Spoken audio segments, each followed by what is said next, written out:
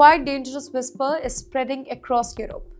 Is France about to step into Russia-Ukraine war directly? You're watching TimesXP. My name is Dhrityatri, and here this rumor is not with any press conference, not with a declaration, but possibly through the back door. The accusation is coming from Moscow itself.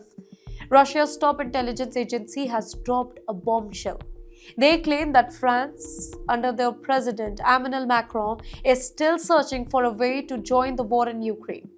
Not openly, not officially, but through something far more shadowy. Private military, companies, reference operators, contract forces in disguise.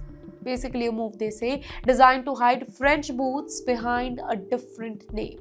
Now let that sink in. Not uniforms, not national flags, but shadow forces, moving quietly, crossing borders, blending into the battlefield that is already on fire. But from Russia's point of view, the message is simple but really brutal. If they step on Ukrainian soil, they become targets. Legal, immediate, and priority. Well, that's the warning coming from Moscow right now. This is not a new fear, by the way. Earlier this year, Macron openly floated the idea of sending Western troops to Ukraine. The reaction? Shock, panic, rejection. Germany said no, Poland said no, Italy said no, Spain, Romania, and Croatia all stepped back.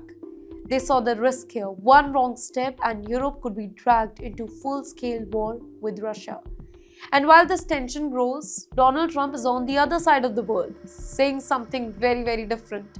He says that the war must end. He says that the killing must stop. He says peace must come back on the table.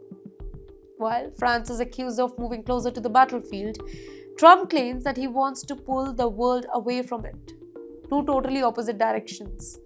So here's the real chilling question. Is France preparing for the war while America prepares for peace? Or is this just Russia using fear as a weapon in the information war? Because if even one NATO country sends people into Ukraine, this is no longer a regional war.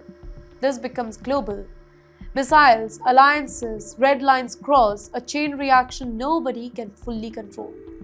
Right now, Europe is holding its breath, watching Paris, listening to Moscow, and waiting for the next signal from Washington. Because in modern wars, the most dangerous moves are not the loudest ones, they are the silent ones.